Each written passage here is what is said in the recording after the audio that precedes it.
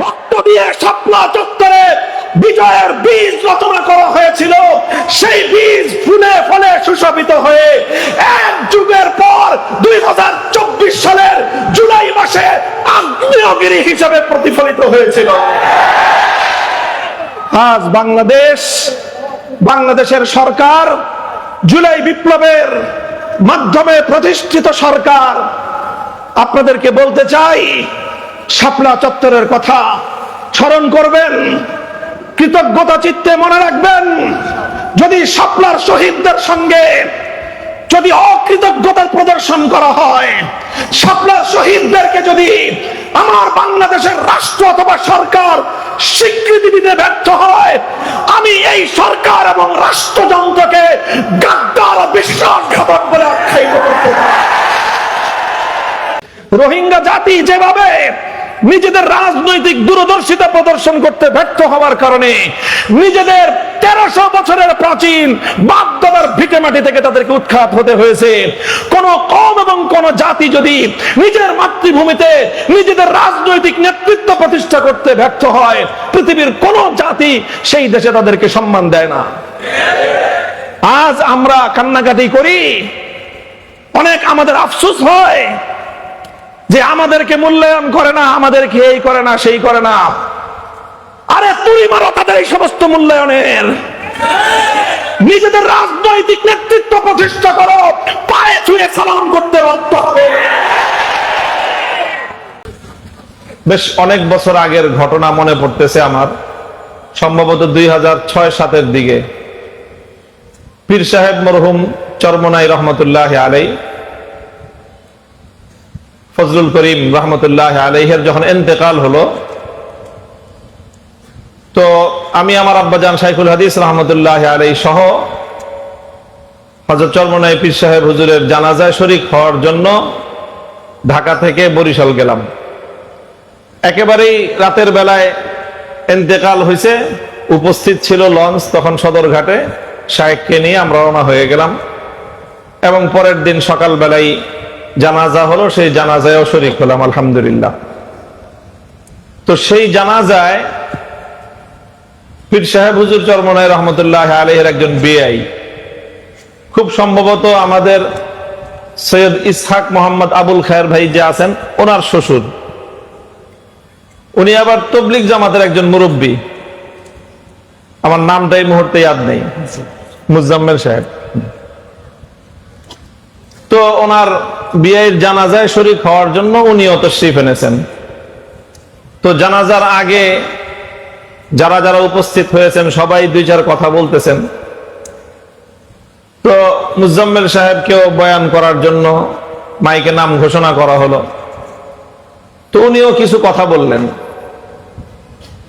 তো যেহেতু তবলিগের মুনাসাবাতে তবলিগের একজন মুরব্বী, তো উনি পীর সাহেব হুজুর সম্পর্কে এক দুইটা কথা বললেন, আর 2-4 মিনিট যা বললেন তার সার কথা হলো এই যে ভাই আল্লাহর রাস্তায় বের হইতে হবে, চিল্লা দিতে হবে।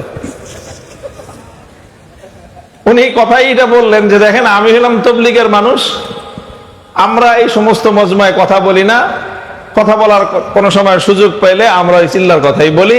কাজে আপনারা সবাই যারা আছেন চরমনাইতে আসছেন, আগামীতে আপনারা সবাই আল্লাহর রাস্তায় চিল্লায় বের হবেন। কথাটা আমার কাছে খুব পছন্দ হয়েছে। তো যেখানেই আমরা যাই, আমাদের প্রত্যেকের এক একটা খাস মিশন থাকে। এক একটা মিশন নিয়ে কাজ করাটা, যে প্রত্যেক ব্যক্তি, এখন তো সাধারণ জেনারেল লাইনেও এটা ব্যাপক চর্চা, যে প্রত্যেকের একটা সাধারণ এবং কমন পড়াশোনা থাকে। কমন পড়াশোনাটা করার পর প্রত্যেকে একটা বিশেষ বিষয় নিয়ে পড়াশোনা করার পর সেই বিষয়ে সে বিশেষজ্ঞ হয়। এই যে এমবিবিএস ডাক্তার যারা হয়, এমবিবিএস পাশ করার পরে ডাক্তার হয়, একটা ডিগ্রি অর্জন করে।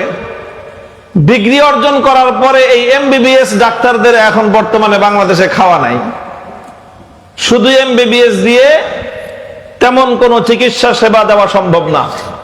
এমবিবিএস পাশ করার পরে কোনো একটা বিষয় নিয়ে মানব দেহের বিভিন্ন রোগ সংক্রান্ত বিভিন্ন বিষয়ের স্পেশালাইজেশন আছে, বিশেষজ্ঞ কোর্স আছে, সেই সমস্ত কোর্স করে পরীক্ষা দিয়ে পাশ করে তারপরে বিশেষজ্ঞ হইতে হয়। কেউ নাক কান গলা বিভাগ হয়, কেউ দেখা যায় ব্রেন সংক্রান্ত, নিউরোলজি, নানা রকমের, কেউ সার্জন হয়, কেউ মেডিসিন স্পেশালিস্ট হয়। প্রত্যেকে এক একটা বিষয় নিয়ে তার আলাদা ইখতিসাস থাকে, বিশেষজ্ঞ হয়। তখন সে ওই বিষয়ে সে একটা বিশেষ যোগ্যতা দক্ষতা অর্জন করে এবং মানুষকে অনেক মানুষের খেদমত করার সুযোগ তৈরি হয়। এখন আমাদের মাদ্রাসাগুলোতেও আলহামদুলিল্লাহ কিছু চর্চা শুরু হয়েছে।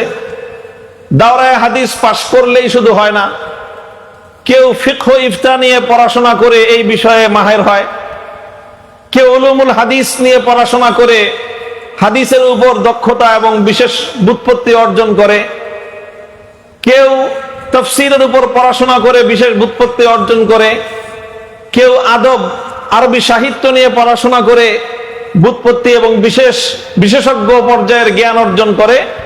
আরো নানা বিষয় আছে।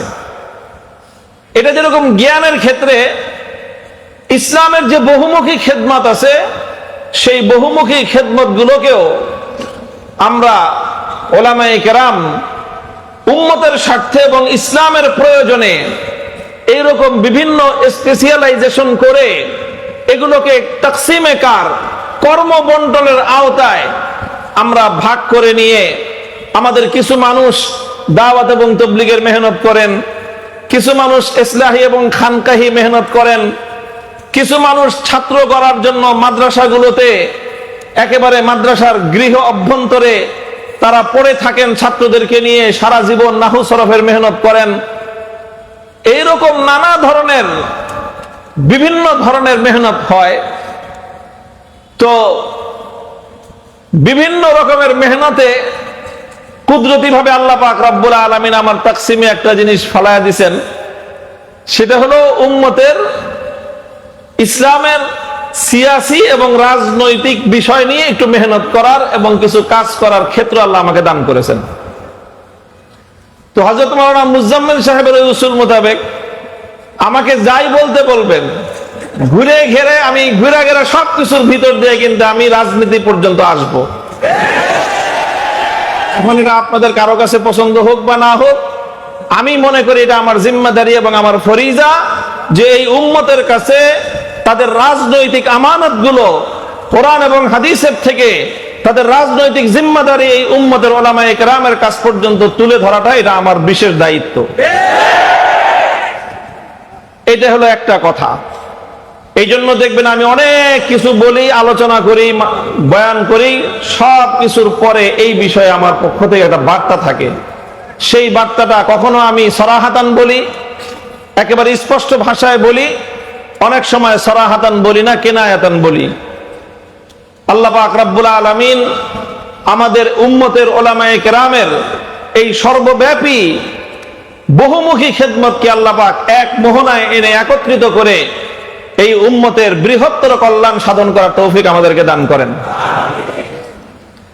আমি পবিত্র কোরআনে কারীমের সূরাতুল ফাতহের যে আয়াতটা তেলাওয়াত করেছি আমি, লাকাদ রাদিয়াল্লাহু আনিল মুমিনিনা ইয ইউবাইউনাকা তাহতাশ শাজারাতি ফাআলিমা মা ফি কুলুবিহিম ফাআনজালাস সাকিনাতা আলাইহিম ওয়া আসাবাহুম ফাতহান করিবা। এটা তো বায়াতের রিজওয়ান সম্পর্কে নাজিল হয়েছে। এই আয়াত বায়াতের রিজওয়ান, ইসলামী ইতিহাসের এক উজ্জ্বল পাতার নাম হলো বায়াতের রিজওয়ান। সিরাতুন নবীর একটা জলজল দেদীপ্যমান একটা সাফহার নাম হলো বায়াতের রিজওয়ান। রাসূল আকরাম সাল্লাল্লাহু আলাইহি ওয়াসাল্লামের সিরাত থেকে, নবুয়তের 23 বছরের জিন্দেগি থেকে যদি উজ্জ্বল, অতি উজ্জ্বল, অত্যুজ্জ্বল কয়েকটা পাতা বের করে দেওয়ার কথা বলা হয়, তাহলে অবশ্যই 4-5টা পাতা যদি কেউ খুলতে চায় তাহলে তার মধ্যে অন্যতম একটা পাতা হবে যেই পাতার মধ্যে বায়াতের রিজওয়ানের তারিখ এবং বায়াতের রিজওয়ানের ইতিহাস লেখা থাকবে। যদি সাহাবায়ে কেরামের জিন্দেগিকে তালাশ করা হয়, 1.5 লক্ষ সাহাবায়ে কেরামকে যদি নানাভাবে বিশ্লেষণ করা হয়, সাহাবায়ে কেরামের জীবন চরিত্রকে নিয়ে যদি আলোচনা করা হয়, তাহলে সেই সকল সাহাবায়ে কেরামের জীবনের মধ্যে গুরুত্বপূর্ণ যেই কয়েকটা তাৎপর্যময় ঘটনা থাকবে, হিজরত এবং আপনার বদরের জিহাদের পর সবচেয়ে গুরুত্বপূর্ণ যেই ঘটনাটা সাহাবায়ে কেরামের জিন্দেগিতেও আলোচিত হবে, সেই ঘটনাটার নাম হলো বায়াতে রিদওয়ান।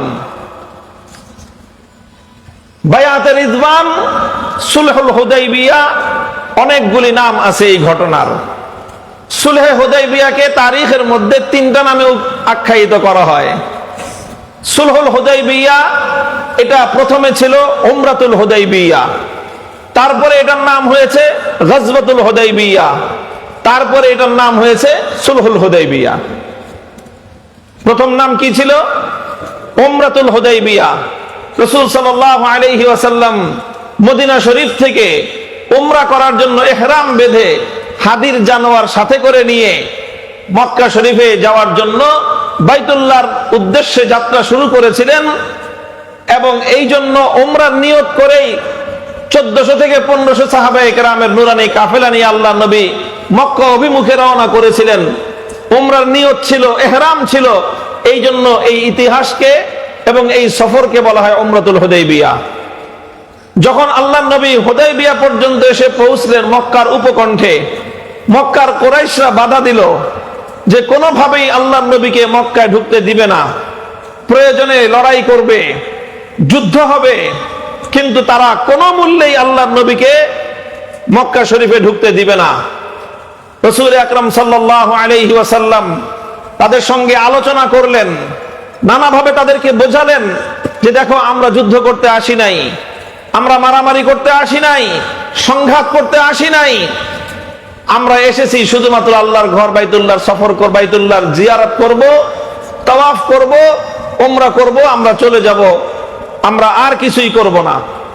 কিন্তু তারা কোনোভাবেই আল্লাহর নবীর এই কথা শুনলো না, এবং তারা তাদের এক কথা পরিষ্কার যে আমরা কোনোভাবেই আপনাকে মক্কা ঢুকতে দিব না। এরপরে একটা পর্যায়ে ঘটনা ঘটলো, সংবাদ আসলো, রাসূল সাল্লাল্লাহু আলাইহি ওয়াসাল্লাম আলোচনার জন্য মক্কা নগরীতে কুরাইশদের সঙ্গে আলোচনার জন্য হযরত ওসমান রাদিয়াল্লাহু তাআলা আনহুকে প্রেরণ করেছিলেন।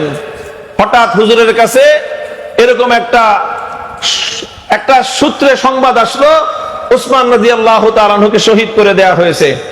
নবী আকরাম সাল্লাল্লাহু আলাইহি ওয়াসাল্লাম সাহাবায়ে কেরামের কাছে ঘোষণা করলেন, আমি আমার ওসমানকে মক্কাওয়ালাদের কাছে প্রেরণ করেছিলাম আলোচনার জন্য।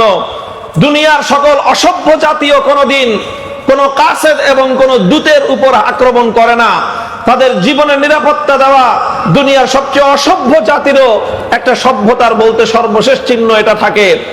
আজ মক্কাওয়ালারা যদি আমার ওসমানকে হত্যা করে থাকে, শহীদ করে থাকে, আমি শপথ নিলাম হুদাইবিয়ার মাটি থেকে ওসমানের রক্তের বদলা নিয়ে আমি ফিরবো না।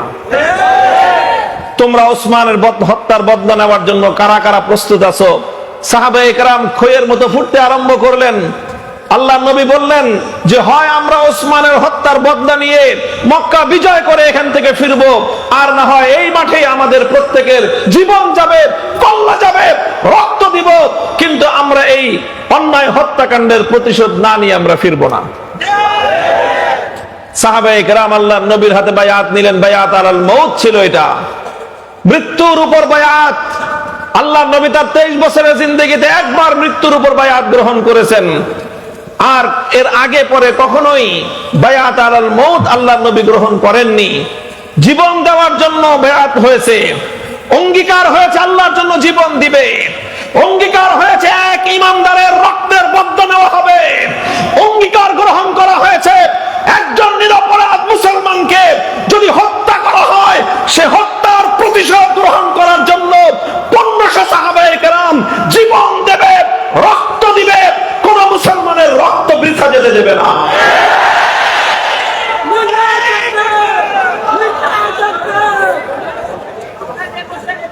এইভাবে বায়াতে রিদওয়ান হলো সাহাবায়ে কেরামের এই জজবা, একজন মুসলমানের প্রতি তাদের হৃদয়ের এই ভালোবাসা, তাদের এই আন্তরিকতা, একজন নিরপরাধ মানুষের রক্তের প্রতিশোধ গ্রহণ করার, হত্যার বদলা গ্রহণ করার এই মানসিকতাকে আমার আল্লাহ পাক রব্বুল আলামিন এপ্রিশিয়েট করলেন।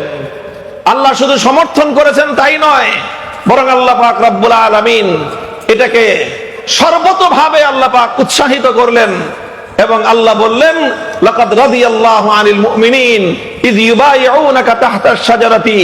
জীবন দেওয়ার জন্য যখন সাহাবীরা আপনার হাতে বায়াত গ্রহণ করেছিল, আল্লাহ বলেন যে আমি সেই বায়াতের প্রতি আমার পক্ষ থেকে আমি আমার সন্তুষ্টির ঘোষণা করলাম। এজন্য ইতিহাসের মধ্যে এই বায়াতকে বলা হয় আল্লাহর সন্তুষ্টির বায়াত। হে মুসলমান, মনে রেখো, এক একজন ইমানদারের জীবনের দাম এত বেশি, একজন মুমিনের জীবনের মূল্য এত বেশি।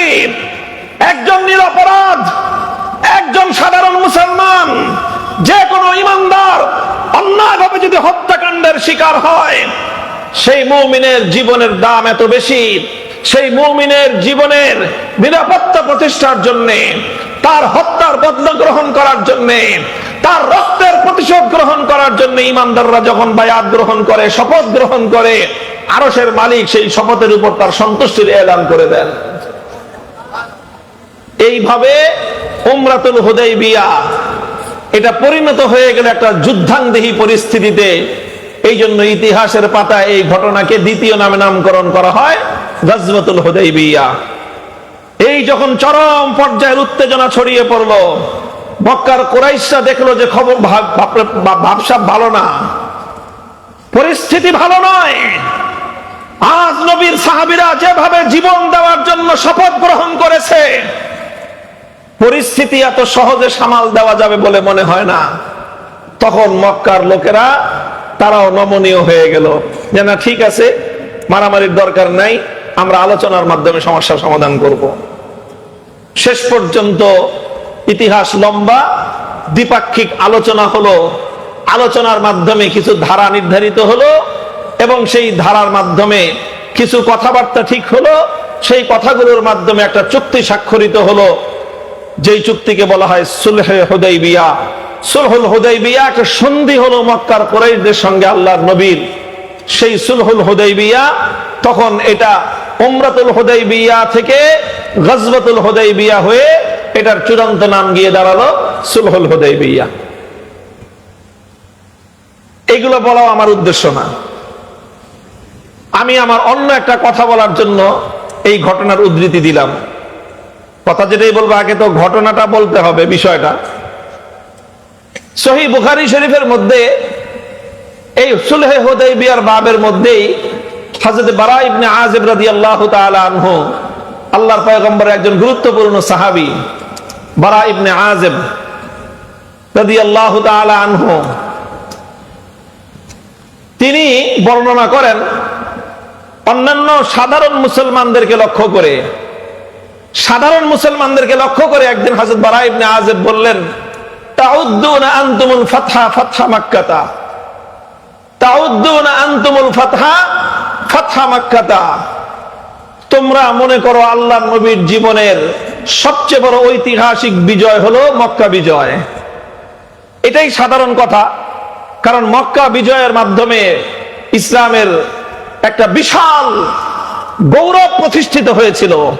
যেই জমিন থেকে আল্লাহর নবী 8 বছর আগে নিতান্ত নিঃস্ব অসহায় অবস্থায় যেই জমিন থেকে আল্লাহর নবীকে বের করে দেওয়া হয়েছিল, সাহাবায়ে কেরামকে বের করে দেওয়া হয়েছিল, নিজের জন্মভূমি ছাড়তে হয়েছিল, ইতিহাসের বর্বরতম সমস্ত অত্যাচার এবং নির্যাতনের স্টিম রোলার গুলো পরিচালিত হয়েছিল, ইতিহাসের নির্মম সকল অধ্যায়গুলো রচিত হয়েছিল, যেই মাটিতে আল্লাহর নবী সেই মাটিতে বিজয়ী বেশে প্রবেশ করেছিলেন মক্কা বিজয়ের দিন। এবং মক্কা বিজয়ের মাধ্যমেই মূলত মক্কার কুরাইশদের সাথে ইসলামের সকল দ্বন্দ্ব এবং সংঘাত চূড়ান্ত ফয়সালা হয়ে যায় এবং এই বিরোধ নিষ্পত্তি হয়ে মক্কা নিরঙ্কুশ ভাবে ইসলামের বিজয় প্রতিষ্ঠিত হয়। এই জন্য ফতহে মক্কা এটা ইসলামের খুব গুরুত্বপূর্ণ একটা ঘটনা এবং একটা ঐতিহাসিক বিজয়, যেটাকে স্বাধীনতা দিবস বলা যায়, বিজয় দিবস বলা যায়। আমরা যেরকম বাঙালি জাতি আমরা বিজয় দিবস উদযাপন করি, মুসলিম জাতির জন্যও সত্যিকার অর্থে আল্লাহর নবীর 23 বছরের জীবন পর্যালোচনা করলে চূড়ান্ত বিজয় দিবস তো ছিল ফতহে মক্কার দিন। মক্কা বিজয়ের দিনটাই ছিল বিজয় দিবসের দিন। হযরত বারা ইবনে আযিব রাদিয়াল্লাহু তাআলা আনহু বলেন যে তাউদ্দুনা আনতুমুল ফাতহা ফাতহা মক্কা, হে সাধারণ মুসলমান, তোমরা তো আল্লাহর নবীর জীবনের ঐতিহাসিক বিজয় হিসেবে, সবচেয়ে বড় বিজয় হিসেবে তোমরা মক্কা বিজয়কে গ্রহণ করো, গণনা করো। তোমাদের ধারণা এরকম, ওয়াকাদ কানা ফাতহু মক্কা ফাতহান। নবীর সাহাবী, এই ছাত্ররা ভালো করে মনোযোগ দিয়ে শোনো কথাটা, ওয়াকাদ কানা ফাতহু মক্কা ফাতহান। সাহাবী বলতেছেন আমাদের দৃষ্টিতে মক্কা বিজয়টা এটা একটা মামুলি বিজয় ছিল, এটা খুব বড় কোনো বিজয় ছিল না। মক্কা বিজয়টা একটা সাধারণ বিজয় ছিল। ওয়ানাহনু নাউদ্দুল ফাতহা বায়াতার রিদওয়ান ইয়াউমাল হুদাইবিয়াহ, ওয়ানাহনু নাউদ্দুল ফাতহা বায়াতার রিদওয়ান ইয়াউমাল হুদাইবিয়াহ। আমরা যারা আল্লাহর নবীর সাহাবীদের মধ্যে দূরদর্শী সাহাবী যারা ছিলাম, আমরা যারা নবীর সাহাবীদের মধ্যে অত্যন্ত গভীর দৃষ্টি সম্পন্ন সাহাবী ছিলাম, আমরা যারা ঘটনার গভীরতায় গিয়ে একটা ঘটনাকে পর্যবেক্ষণ করতে পারি, আমাদের সাহাবীদের মধ্যে অভিজ্ঞ, দক্ষ, প্রজ্ঞাবান সাহাবীদের দৃষ্টিতে প্রকৃত বিজয় ছিল বায়াতে রিদওয়ান, সুলহে হুদাইবিয়ার দিন। সেই দিনই প্রকৃত বিজয় অর্জিত হয়েছে। মুহতারাম হাজিরিন, আমার আজিজ তালাবা, সিরাতুন নবী বিভিন্ন ভাবে আলোচনা হয়, আলোচনা হবে। আজকের সিরাতের এই সম্মেলন থেকে আমি তোমাদেরকে আল্লাহর পয়গম্বরের এই সিরাতের খুব গুরুত্বপূর্ণ সূক্ষ্ম একটা বিষয়ের দিকে দৃষ্টি আকর্ষণ করছি। এবং শেষে আমার পক্ষ থেকে একটা প্রস্তাব থাকবে। আমার জাতির ওলামায়ে কেরাম এবং যারা আমাদের জিম্মাদারান আকাবির ওলামায়ে কেরামকে খেতাব করে, নাম নিয়ে নিয়ে আমি খেতাব করে একটা কথা বলে যাব, তোমাদের মতো একজন, তোমাদের একজন বড় ভাই হিসেবে। কথাটা শেষ পর্যন্ত শুনতে হবে মনোযোগ দিয়ে। হযরত বারা ইবনে আযিব রাদিয়াল্লাহু আনহু বলতেছেন, ওয়াকাদ কানাল ফাতহু মক্কা ফাতহান ওয়া নাহনু নাউদ্দুল ফাতহা বায়াদার রিদওয়ান ইয়াউমাল হুদাইবিয়াহ। যদি আসলে সত্যিকার অর্থে গভীর দৃষ্টি দেওয়া হয়, তাৎপর্য পূর্ণ বিজয় হিসেবে চিহ্নিত করতে হয়, অন্তর্দৃষ্টি দিয়ে যদি বিশ্লেষণ করতে হয়, তাহলে বলতে হবে প্রকৃত বিজয় মক্কা বিজয়ের দিন ছিল না। প্রকৃত বিজয় রচিত হয়েছিল হুদাইবিয়ার দিন। সেই গাছের নিচে, গাছের ছায়ার তলে আল্লাহর নবী যখন বায়াতে রিদওয়ান গ্রহণ করেছিলেন, আমাদের কাছ থেকে আল্লাহর দ্বীনের জন্য জীবন উৎসর্গ করার শপথ গ্রহণ করেছিলেন। সেই শপথের মাধ্যমে হুদাইবিয়ার মাঠেই চূড়ান্ত বিজয়ের ভিত তৈরি হয়েছিল। আজ বাংলাদেশকে আমরা বলি, তোমরা 36শে জুলাইকে প্রকৃত বিজয় বলো।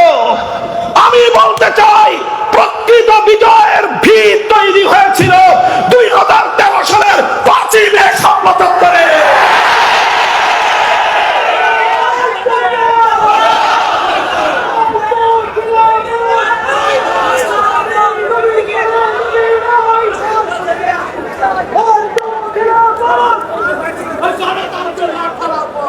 এটা খুব ভালো করে মনে রাখতে হবে। আজ এই কথা আমরা অনেকে বলি না, অনেক সময় আমাদের ভুল হয়ে যায় কথাটা বলতে। হে উম্মতের ওলামায়ে কেরাম, হে সাহাবায়ে কেরামের উত্তরসূরিরা, সত্যিকার আশিকে রাসূল, সত্যিকার আশিকে রাসূল, আল্লাহর নবীর উম্মতেরা মনে রেখো, শাপলা চত্বরে নবী প্রেমিক আল্লাহর পয়গম্বরের আশিকে রাসূল উম্মতদের রক্তের ঋণ যদি তোমরা ভুলে যাও, ইতিহাস তোমাকে গাদ্দার হিসেবে চিহ্নিত করবে। কারা আল্লাহর নবীর জন্য, কারা আল্লাহর পয়গম্বরের জন্য, কারা আল্লাহর নবীর সত্যিকার ভালোবাসার প্রেমে জীবন উৎসর্গ করতে পারে। ইসলামী ইতিহাসের 1400 বছরের ইতিহাসে শাপলা চত্বর এক অনন্য ঐতিহাসিক ঘটনা। আল্লাহর নবীর ইজ্জতের উপর যখন আঘাত আসে, যখন আমার নবীর ইজ্জত নিয়ে ছিনিমিনি খেলা হয়, যখন আমার নবীর পূত পবিত্র চরিত্রের উপর কালিমা লেপন করার চেষ্টা করা হয়, যখন আমার নবীর ইজ্জতের চাদর নিয়ে টানাহেচড়া করা হয়, আশিকে রাসূল হিসেবে অনেকেই নিজেকে পরিচয় দিতে পারে, কিন্তু যখন আল্লাহ নবীর ইজ্জতের হেফাজতের জন্য শাহাদাতের রক্তের নজরানার প্রয়োজন হয়, তখন সেই নবীর ইজ্জতের জন্য রক্তের নজরানা কারা দিতে প্রস্তুত শাপলা চত্বরে বাংলাদেশের উলামায়ে কওমিয়া প্রমাণ করে দিয়েছে।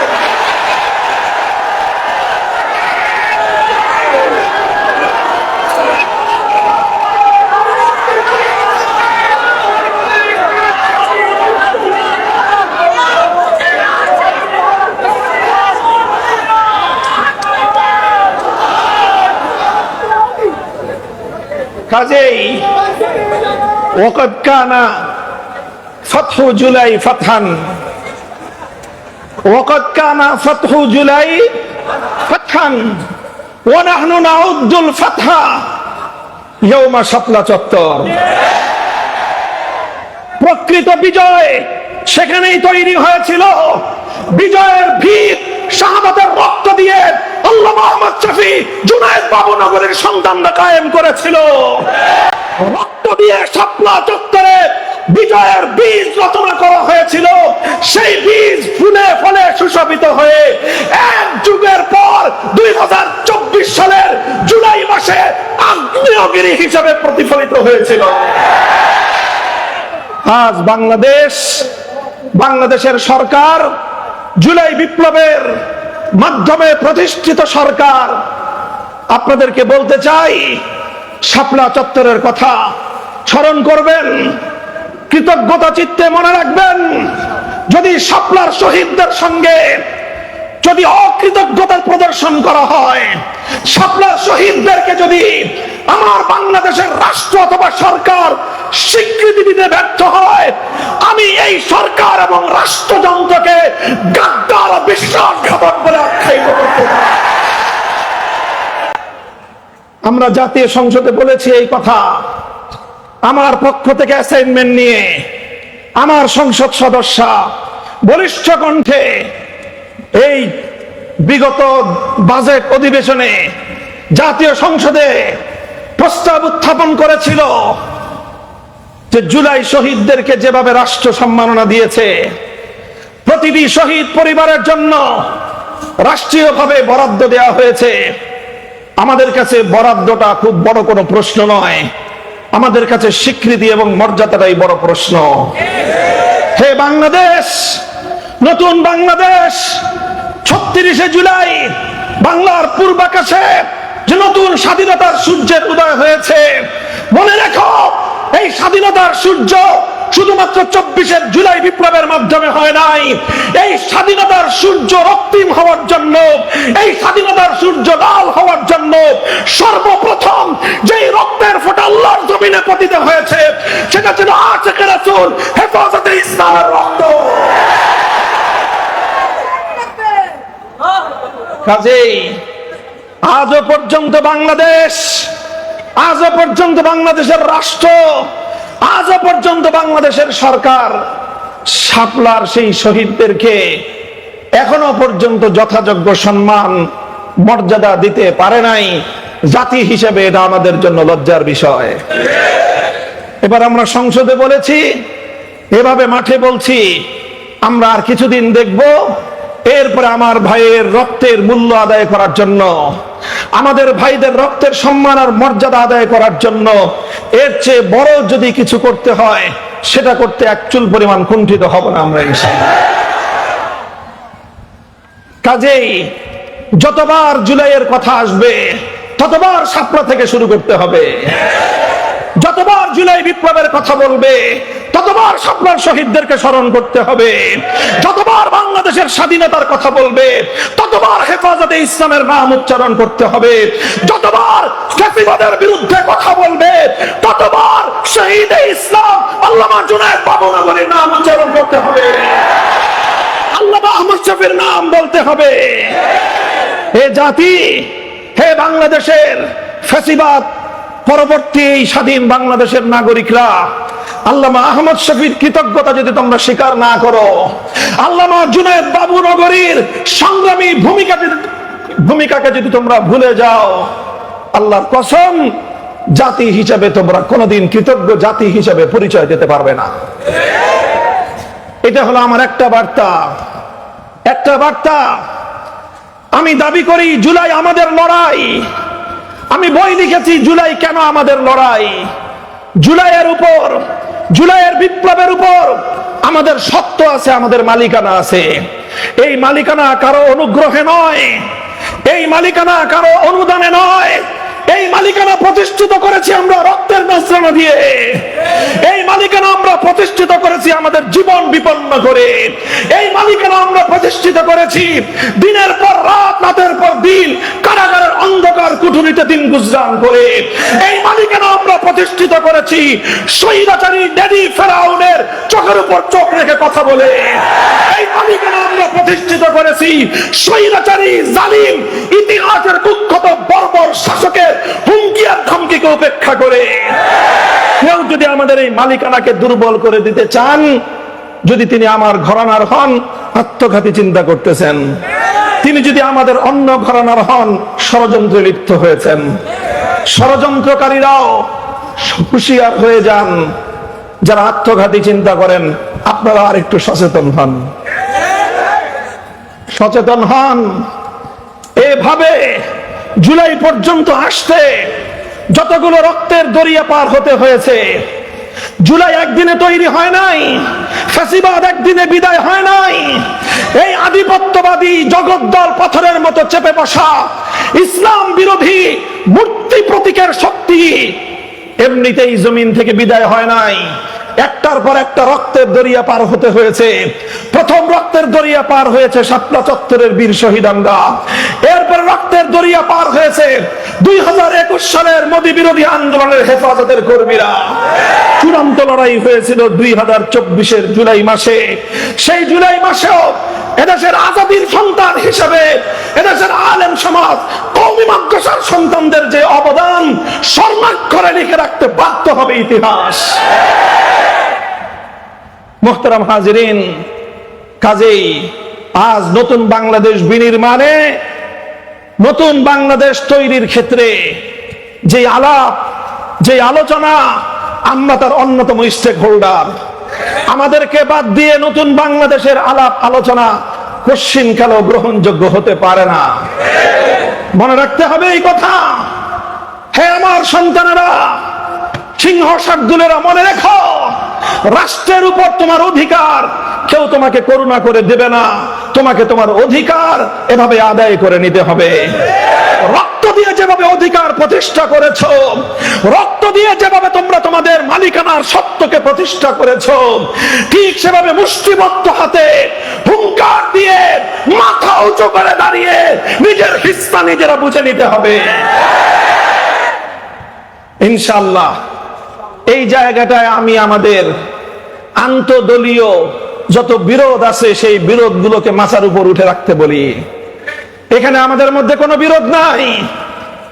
ইসলামী আন্দোলন, বাংলাদেশ খেলাফত মজলিসের মধ্যে এই পয়েন্টে কোনো বিরোধ থাকতে পারে না। চরমনাইয়ের সাথে শাইখুল হাদিসের পরিবারের কোনো বিরোধ থাকতে পারে না। জমিয়ত উলামা ইসলামের সাথে এই পয়েন্টে আমাদের কোনো বিরোধ থাকতে পারে না। নিজামে ইসলামের সাথে কোনো বিরোধ থাকতে পারে না। হাতে হাত রেখে রক্ত দিয়ে যেভাবে আমরা জমিনে আমাদের মালিকানা কায়েম করেছি, আমাদের ভাইরা শাহাদাতের রক্ত দিয়ে কাফনের কাপড় পরে তারা যেভাবে কবরে গিয়ে শুয়ে আছে, ঠিক সেভাবে প্রয়োজনে আবার কাফনের কাপড় দিয়ে পাগড়ি বাঁধতে হবে। এরপরেও আমাদের অধিকার ছিনিয়ে আনতেই হবে, ছিনিয়ে আনতেই হবে ইনশাআল্লাহ।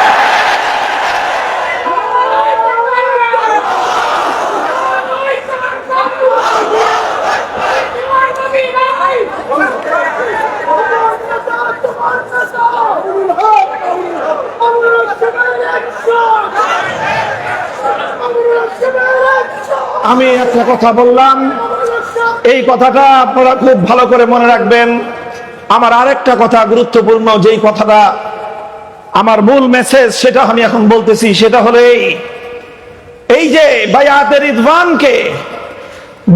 রিদওয়ানকে এতটা তাৎপর্যময় যে বর্ণনা করা হলো, এতটা গুরুত্ব দেওয়া হলো বায়াতের রিদওয়ানকে, এটা তো পরবর্তী যুগের কোন ঐতিহাসিক এই গুরুত্বটা দেয় নাই। এই গুরুত্বটা তো স্বয়ং সাহাবায়ে কেরাম দিয়েছেন, এই গুরুত্বটা তো স্বয়ং আল্লাহর নবী দিয়েছেন। বরং আরেক কদম বাড়িয়ে তো বলতে হবে এই গুরুত্ব তো স্বয়ং আমার আল্লাহ ঘোষণা করেছেন। আল্লাহ রাব্বুল আলামিনই তো সুলহে হুদাইবিয়ার পর যখন আল্লাহ নবী হুদাইবিয়া থেকে মদিনার দিকে ফিরে যাচ্ছিলেন, সাহাবায়ে কেরামের হৃদয়গুলো, তাদের হৃদয়গুলো ভাঙ্গা ছিল, তাদের মনগুলো বেদনা বিধুর ছিল। করতে আসলাম ওমরা, করতে পারলাম না ওমরা, জিহাদের শপথ নিলাম, শাহাদাতের রক্ত দিব, জিহাদও করতে পারলাম না, শহীদও হইতে পারলাম না, শেষ পর্যন্ত সন্ধি করে ফিরে যাচ্ছি। মনটা তাদের খুব ব্যথাতুর ছিল। তাদের ভগ্ন হৃদয়ে প্রশান্ত করার জন্য স্বয়ং আমার আল্লাহ পাক রব্বুল আলামিন আয়াত নাজিল করেছিলেন, ইন্না ফাতাহনা লাকা ফাতহাম মুবিনা। হে নবী, আমি আপনাকে হুদাইবিয়ায় শুধুমাত্র একটা সন্ধি করাই নাই। এই মনে রাখো মাদ্রাসা তালেবে ইলমরা, আমার আল্লাহ বলতেছেন, হে আমার সাহাবী, হে আমার নবীর সৈনিকেরা, হে আমার নবীর সাহাবীরা, হে উম্মতে মুসলিমার এক একজন সদস্য, শুনে রাখো, হুদাইবিয়া একটা চুক্তি স্বাক্ষরিত হয়েছে। বাহ্যিকভাবে দেখা গিয়েছে ওই চুক্তির মধ্যে মুসলমানরা নথি স্বীকার করেছে, কিন্তু আমি আল্লাহ ঘোষণা করতেছি বাহ্যিকভাবে এটা একটা চুক্তি, বাহ্যিকভাবে এটা একটা সন্ধি, কিন্তু আমি আল্লাহ বলতেছি এটা শুধুমাত্র একটি সন্ধি নয়, এটা হলো ইসলামের ইতিহাসের সবচেয়ে বড় ঐতিহাসিক বিজয়।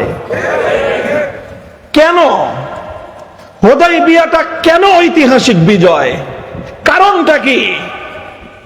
আপনারা এবার সমস্ত শুরুহাত বুখারী শরীফের যত সরা আছে, ফাতহুল বারী খুলেন, উমদাতুল কারী খুলেন, শরহ মুসলিম নববী খুলেন, আজ পর্যন্ত আমাদের আকাবিরিনদের লেখা, আল্লামা শাব্বির আহমদ উসমানীর ফাতহুল মুলহিম খুলেন, আল্লামা নববী খুলেন, সমস্ত হাদিসের ব্যাখ্যা গ্রন্থগুলো খুলে আপনারা এই প্রশ্ন পড়েন, কোরআনের ওই আয়াতের তাফসীর পড়েন, একেবারে প্রথম যুগ থেকে নিয়ে বর্তমান যুগ পর্যন্ত মুফাসসিরিনদের লেখা তাফসীরগুলো পড়েন।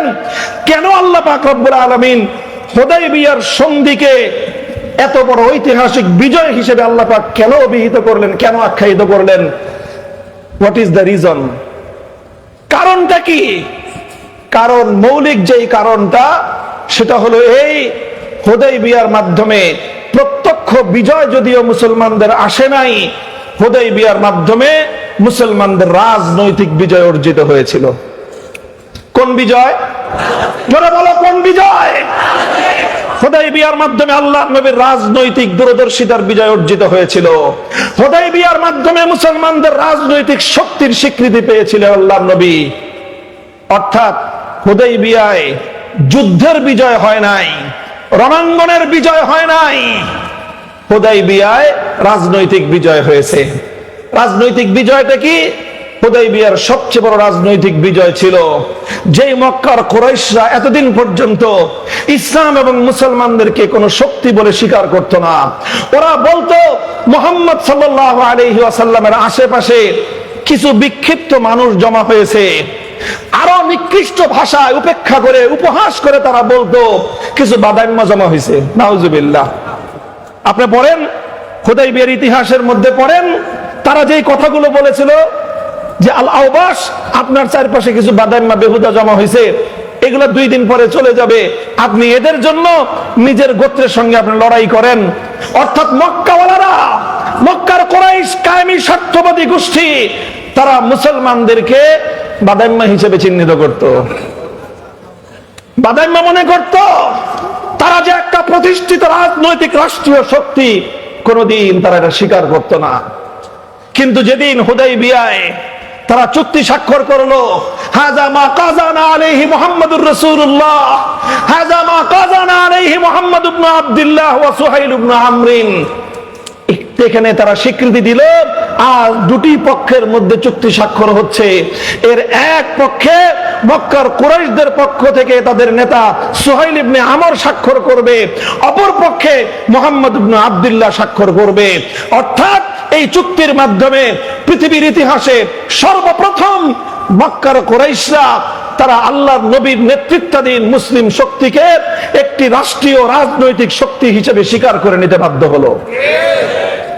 এটাই হলো ফাতহে মুবিন, এটাই হলো ফাতহে মুবিন। আজ থেকে প্রায় 8 বছর আগে রোহিঙ্গাদেরকে যেভাবে যখন তারা উৎখাত করে দিয়েছিল, তাদের 1300 বছরের বাপদাদার বাস্তুভিটা থেকে আপনারা জানেন, ইতিহাস দেখেন, ওই সময়কার ইতিহাসগুলি পড়ে দেখেন, আমরা বিভিন্ন ভাবে রোহিঙ্গা ক্যাম্পে স্বয়ং আমি নিজে দিনের পর দিন থেকে তাদের জন্য অনেক কাজ করেছি, তাদের সঙ্গে অনেক কথাবার্তা বলেছিলাম। সব কথা বলার পরে তাদের কারণগুলো যাচাই করার চেষ্টা করেছি যে কেন এভাবে তাদের সঙ্গে এই আচরণ করা হচ্ছে, কেন তাদের সঙ্গে এই নির্মমতা চলছে শতাব্দীর পর শতাব্দী ধরে। আমার কাছে যেই কারণটা মনে হয়েছে সেটা হলো রোহিঙ্গারা ওই এলাকায় অনেক কিছু করেছে, কিন্তু আরাকানে তারা তাদের রাজনৈতিক নেতৃত্ব প্রতিষ্ঠা করতে পারে নাই। আরাকানে তারা ধর্মীয় প্রতিষ্ঠান করেছে, আরাকানে তারা বাড়িঘর করেছে, আরাকানে তারা শিক্ষা প্রতিষ্ঠান গড়ে তুলেছে, আরাকানে তারা বড় বড় খানকা গড়ে তুলেছে, অনেক কিছুই করেছিল। কিন্তু একটা কাজ রোহিঙ্গারা কখনোই করার চিন্তা করে নাই, সেটা হলো তাদেরকে আরাকানের একটা স্থায়ী রাজনৈতিক শক্তি হিসেবে, সুসংহত একটা নেতৃত্বের অধীনে রাজনৈতিক শক্তি হিসেবে নিজেদেরকে প্রতিষ্ঠা করতে তারা পারে নাই। এটা আমার মনে হয়েছে, এটার উপরে আমার অনেক বিশ্লেষণ আছে, যুক্তি আছে। রোহিঙ্গা জাতি যেভাবে নিজেদের রাজনৈতিক দূরদর্শিতা প্রদর্শন করতে ব্যর্থ হওয়ার কারণে নিজেদের 1300 বছরের প্রাচীন বাপদাদার ভিটে মাটি থেকে তাদেরকে উৎখাত হতে হয়েছে। কোন কওম এবং কোন জাতি যদি নিজের মাতৃভূমিতে নিজেদের রাজনৈতিক নেতৃত্ব প্রতিষ্ঠা করতে ব্যর্থ হয়, পৃথিবীর কোন জাতি সেই দেশে তাদেরকে সম্মান দেয় না। আজ আমরা কান্নাকাটি করি, অনেক আমাদের আফসোস হয় যে আমাদেরকে মূল্যায়ন করে না, আমাদেরকে এই করে না, সেই করে না। আরে তুই মারো তাদের এই সমস্ত মূল্যায়নের। নিজেদের রাজনৈতিক নেতৃত্ব প্রতিষ্ঠা করো, পায়ে ছুঁয়ে সালাম করতে বাধ্য হবে। হুদাইবিয়ার ইতিহাসের মূল কথাটা হলো এই, হুদাইবিয়ায় অনেক বড় কিছু হয়ে যায় নাই বাহ্যিক দৃষ্টিতে, আপাত দৃষ্টিতে তাৎক্ষণিকভাবে খুব বড় কোনো অর্জন ছিল না। সবচেয়ে বড় অর্জন ছিল হুদাইবিয়াতে আল্লাহ রাসূল সাল্লাল্লাহু আলাইহি ওয়াসাল্লামের নেতৃত্বাধীন মুসলিম কমিউনিটি এবং মুসলিম জনশক্তিকে তাদের সবচেয়ে বড় শত্রু, চিরশত্রু, সবচেয়ে বড় প্রতিদ্বন্দ্বী মক্কার কুরাইশরা একটা রাজনৈতিক প্রতিপক্ষ এবং রাজনৈতিক প্রতিদ্বন্দ্বী হিসেবে স্বীকার করে নিতে বাধ্য হয়েছিল। আমি এই কথাটাই বলতে চাই, আজ আমাদের আলহামদুলিল্লাহ অনেক লাইনে মেহনত আছে, অনেক লাইনে মেহনত আছে। আমি কোনোটার গুরুত্বটা অস্বীকার করি না। তালিমের মেহনত আমি বলি আরো বেশি দরকার। তালিম হলো ইসলামের শেকড়ের মতো, শেকড় ছাড়া যেরকম গাছের মূল্য নাই, এলেম ছাড়া ইসলামের মূল্য নাই। এলেম ছাড়া ইসলাম টিকতে পারে না। দাওয়াত এবং তাবলীগ অনেক জরুরত, অনেক প্রয়োজন আছে। এটা আমি সবচেয়ে বেশি ইহসাস করি। কোন একটা গাছ তার সমস্ত ডালপালাগুলো যদি ছেটে নেওয়া হয়, সেই গাছ যেমন কাউকে ছায়াও দেয় না, ফল ফুলও দিতে পারে না। দাওয়াত এবং তাবলীগের কাজ যদি বন্ধ হয়ে যায়, ইসলাম এরকম ডালপালাবিহীন এক রুক্ষ গাছে পরিণত হবে। খানকাগুলোর প্রয়োজন আছে, কারণ খানকাগুলোতে যদি ইসলাহি মেহনত না হয়, তাজকিয়ার মেহনত যদি না চলে, ইসলাম নামক গাছের শেকড়ের মধ্যে পানি সিঞ্চন করে গাছকে সজীব রাখার আর কোনো মেহনত থাকবে না। কাজেই সব মেহনত চলতে হবে, সব মেহনত চলতে হবে, সব মেহনত চলতে হবে। কিন্তু নিজেদের ভবিষ্যৎ এবং মুস্তাকবেলকে সুরক্ষিত রাখতে চাইলে তোমাদেরকে রাজনৈতিক শক্তি হিসেবে নিজেদের জমিনে প্রতিষ্ঠা লাভ করতে হবে। এই জন্য আমি বলছিলাম না, নাম ধরে একটা কথা বলবো। এখন আমি আমার আকাবিরিনদের এক একজনের নামের তালিকা বলবো, নাম তেলাওয়াত করবে এক একজন হুজুরের। আমাদের সকল মুরব্বীদের, বর্তমান যে সমস্ত মুরব্বীরা এখন আমাদের মাথার উপর রহমতের ছায়া হয়ে আছেন, আল্লাহ পাক ওনাদের সকলকে দীর্ঘ নেক হায়াত তৈয়বা দান করেন। আমাদের মুহিউস সুন্নাহ মাহমুদুল হাসান হাফিজাহুল্লাহ তাআলা, ফরিদাবাদ মাদ্রাসার মুহতামিম, আমাদের মুরব্বী হযরত মাওলানা আব্দুল কুদ্দুস সাহেব হাফিজাহুল্লাহ তাআলা, আমার ওস্তাদ মুহতারাম হযরত মাওলানা মুফতি মনসুরুল হক সাহেব হাফিজাহুল্লাহ তাআলা ওয়া রাআ, আমার উস্তাদ, আমার গভীর ইলমের উস্তাদ, জাতীয় মসজিদ বাইতুল মুকাররমের খতিব হযরত মাওলানা মুফতি আব্দুল মালিক হাফিজাহুল্লাহ তাআলা, আমাদের উস্তাদ সমতুল্য বাংলাদেশের একজন মহিরুহ করিম ইবনুল করিম হযরত মাওলানা আরশাদ রহমানী হাফিজাহুল্লাহ তাআলা। এভাবে আমাদের উস্তাদ সমতুল্য উম্মুল মাদারিস হাটহাজারী মাদ্রাসার হযরত মুহতামিম সাহেব হযরত মাওলানা খলিল আহমদ কুরাইশি হাফিজাহুল্লাহু তাআলা। এইভাবে যদি আমি নাম নিতে চাই, আমাদের আমির হেফাজত, আমি তো বলি উনি আমার আমির। শুধু আমাদের আমির নয়, উনি আমার আমির। এবং ওনার বর্তমান দিলের যে জ্বলন, ওনার হৃদয়ের যে কান্না, আমার দাবি হলো ওনার হৃদয়ের সেই কান্না আমি সবচেয়ে বেশি অনুভব করি। কারণ আমার জীবনের সবচেয়ে কঠিন সময়ে 3 বছরের হাসিনার জুলুমের জিন্দানখানায় আমি অনুভব করেছি আমার হৃদয়ে সান্ত্বনার পরশ হয়ে বুলিয়ে দিত আমির হেফাজত আল্লামা শাহ মুহিবুল্লাহ বাবুনগরীর দোয়া এবং তার স্নেহের পরশ। কাজেই আমি সেই আমার আমিরের কোনদিন কোন নির্দেশ অমান্য আমি করি না। আমি ওনার হৃদয়ের জ্বলন এবং হৃদয়ের আকুতি বুঝেছি, এবং হৃদয়ের আকুতি বুঝে সেই আকুতি পূরণ করার জন্যই আমার জান কোরবান করার শপথ নিয়েছি।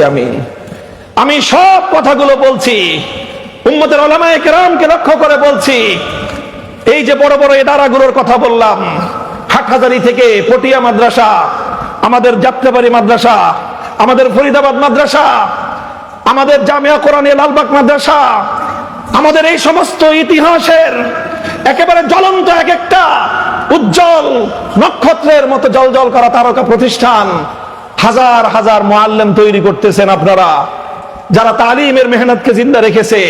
হাজার হাজার মুবাল্লিগ তৈরি করতেছেন, সহিহ নাহজের উপর তাবলীগ চালাইতেছে। হাজার হাজার মুসলিম এবং মুজাক্কি তৈরি করতেছেন, খানকাগুলো চালাচ্ছে। আরো অনেক হাজার হাজার দায়ী পয়দা করতেছেন, যারা উম্মতের দাওয়াত এবং ওয়াজের মেহনতের ময়দানে মেহনত তারা করতেছেন। সব কিছু করতেছেন, কিন্তু আমার প্রশ্ন হলো, ফরিদাবাদ মাদ্রাসা থেকে এই পর্যন্ত কয়জন জাতীয় পর্যায়ে নেতৃত্ব দানকারী রাজনৈতিক নেতা আপনারা তৈরি করেছেন?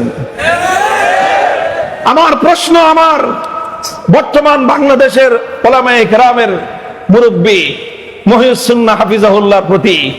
আপনার যাত্রাবাড়ি মাদ্রাসা বিশাল মাদ্রাসা, মুআল্লিম, মুজাক্কি, মুসলিহ, মুবাল্লিগ সব তৈরি হচ্ছে, দাঈ ওয়াইজ তৈরি হচ্ছে, মুহাক্কিক তৈরি হচ্ছে, কিন্তু জাতীয় পর্যায়ে রাজনৈতিক নেতৃত্ব দেওয়ার মতো কয়জন আপনি রাজনৈতিক নেতা তৈরি করেছেন?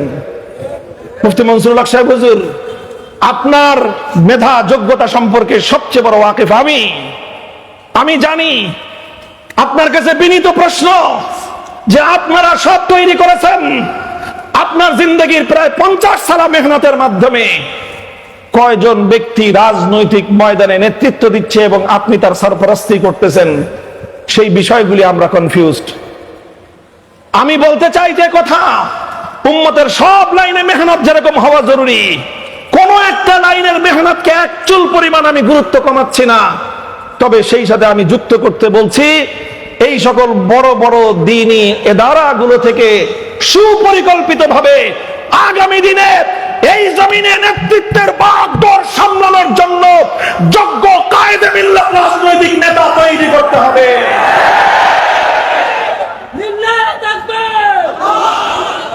যদি আমরা সেই রাজনৈতিক নেতৃত্ব প্রতিষ্ঠা করতে পারি, ইনশাআল্লাহ এই জমিনে আমাদের তালিমের মেহনত, আমাদের তাবলীগের মেহনত, আমাদের তাজকিয়ার মেহনত, আমাদের দাওয়াতের মেহনত, এই সবগুলো মেহনত শুধুমাত্র সুরক্ষিতই থাকবে না, বরং এগুলোর পরিপূর্ণ সুফল আমরা ভোগ করতে পারবো।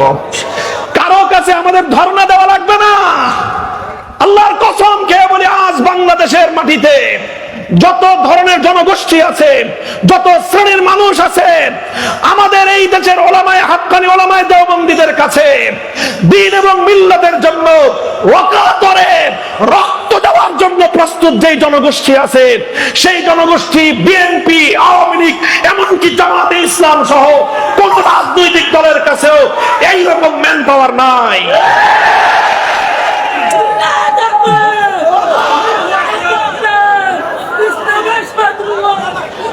সুতরাং আমার আজকের আখেরি পয়গাম হলো এই, আল্লাহ নবীর সিরাত থেকে, সিরাতুন নবীর এই আলোচনাটা আমি করে গেলাম যে আল্লাহ নবীর জীবনের সবচেয়ে বড় ঐতিহাসিক বিজয় হিসেবে আল্লাহ পাক আখ্যায়িত করেছেন সেই দিনকে, যেই দিন আল্লাহ নবীর রাজনৈতিক বিজয় প্রতিষ্ঠিত হয়েছিল। আল্লাহ রাব্বুল ইজ্জত আমাদেরকে এই জমিনে আমাদের অধিকার এবং সম্মান মর্যাদা নিয়ে প্রতিষ্ঠিত থাকার তৌফিক দান করেন। ওয়া আখিরু দাওয়ানা আলহামদুলিল্লাহি রাব্বিল আলামিন।